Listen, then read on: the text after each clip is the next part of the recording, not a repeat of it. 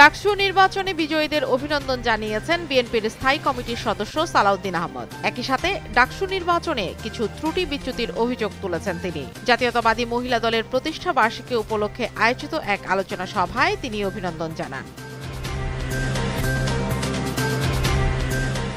জুলাই আগস্টে সংগঠিত মানবতা বিরোধী অপরাধের মামলায় আগামী সপ্তাহে শেখ হাসিনার বিরুদ্ধে আন্তর্জাতিক অপরাধ ট্রাইব্যুনালে সাক্ষ্য দেবেন আমার দেশ পত্রিকার সম্পাদক মাহমুদুর রহমান এবং জাতীয় নাগরিক পার্টির আহ্বায়ক নাহিদ ইসলাম। এ তথ্য জানান প্রসিকিউটর গাজী MH তামিম।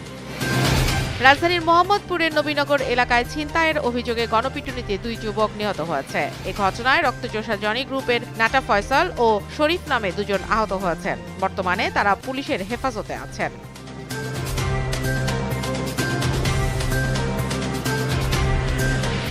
জেনজির নেতৃত্বাধীন বিক্ষোভে সহিংসতা ছড়িয়ে পড়ায় নেপালের সেনাবাহিনী দেশব্যাপী কারফিউ ও চলাচলে নিষেধাজ্ঞা জারি করেছে। পরিস্থিতি নিয়ন্ত্রণে রাখতে জরুরি সেবা ছাড়া সব ধরনের যান চলাচল বন্ধ থাকবে।